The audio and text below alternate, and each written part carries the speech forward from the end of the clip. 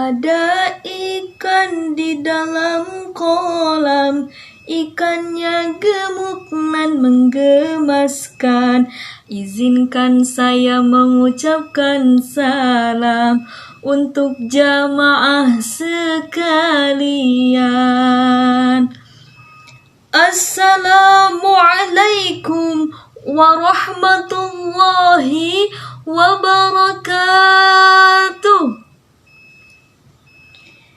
Innal hamdalillah nahmaduhu wa nasta'inuhu wa nastaghfiruhu wa na'udzu billahi min syururi anfusina wa min sayyiati a'malina.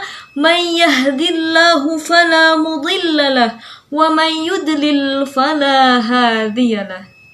Ashhadu an la ilaha illallah wa ashhadu anna Muhammadan abduhu wa rasuluhu alladzi la nabiyya ba'dah, amma ba'du.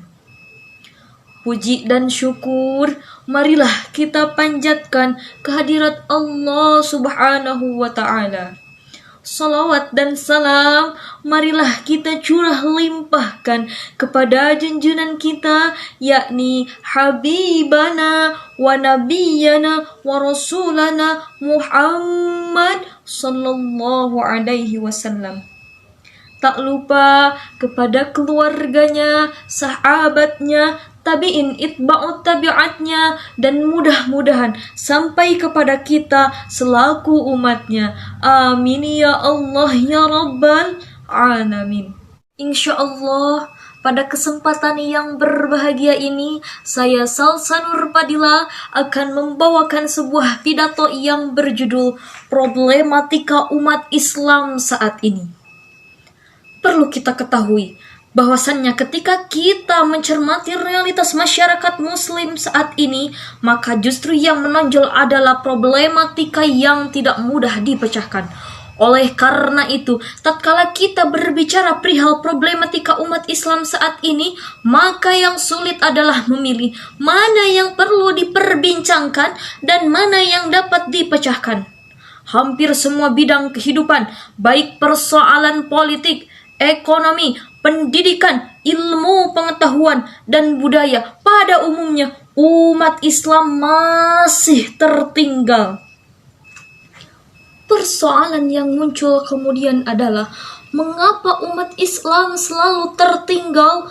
Bukankah umat Islam disebut-sebut dalam Al-Quran sebagai umat yang terbaik, umat yang beruntung, dan umat yang terpilih? Akan tetapi pada kenyataannya, dari sisi ekonomi saja banyak negara-negara yang mayoritas berpenduduk muslim akan tetapi masih diliputi oleh suasana kemiskinan dan ketertinggalan. Negara-negara Islam masih banyak disebut sebagai negara yang berkembang dan belum sampai pada taraf sebagai negara maju. Begitu juga halnya dalam bidang pendidikan, mengalami permasalahan yang rumit, antara lain dikotomi ilmu.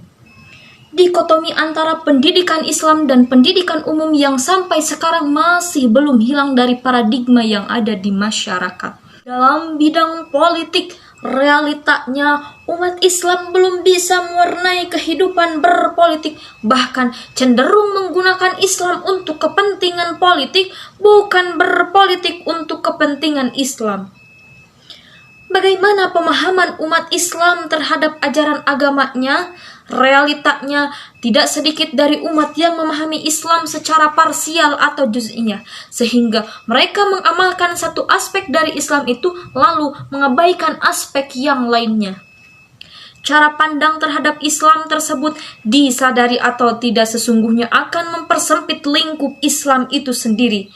Islam hanya akan berada di masjid-masjid, di tempat-tempat kegiatan spiritual, di seputar upacara kelahiran, pernikahan, dan kematian. Bahkan, tokoh Islam dipersonifikasi hanya sekedar sebagai ahli doa, bukan sebagai penemu berbagai bidang ilmu pengetahuan dari kegiatan risetnya, bukan pengusaha besar, dan bukan orang yang berada di kancah politik yang sehari-hari memikirkan dan memperjuangkan umat dan kemanusiaan.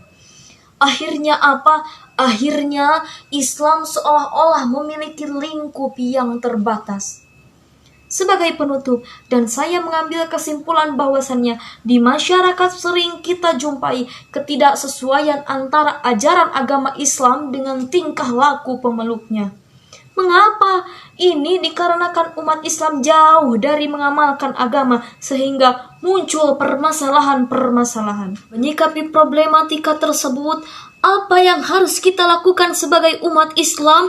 Jawabannya, umat Islam harus kembali dekat dengan Al-Quran dan Sunnah Nabi, sebagaimana Allah berfirman dalam Quran surat Al-Jumu'ah ayat 2 yang berbunyi, A'udzu billahi minasyaitonir rajim, Bismillahirrahmanirrahim, Walladzi ba'atsa fil ummiyina rasulan minhum yatlu 'alaihim ayatihi wa yuzakkihim wa yu'allimuhumul kitaba wal hikmah wa in kanu min qablu lafi dhalalin mubin.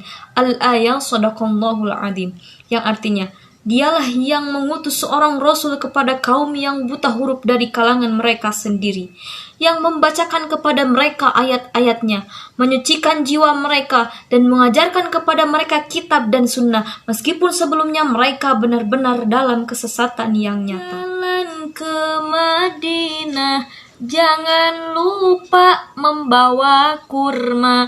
Semoga Ramadan kali ini penuh berkah, membawa rahmat untuk kita semua. Billahi fi sabilil haq. Wassalamu alaikum warahmatullahi wabarakatuh.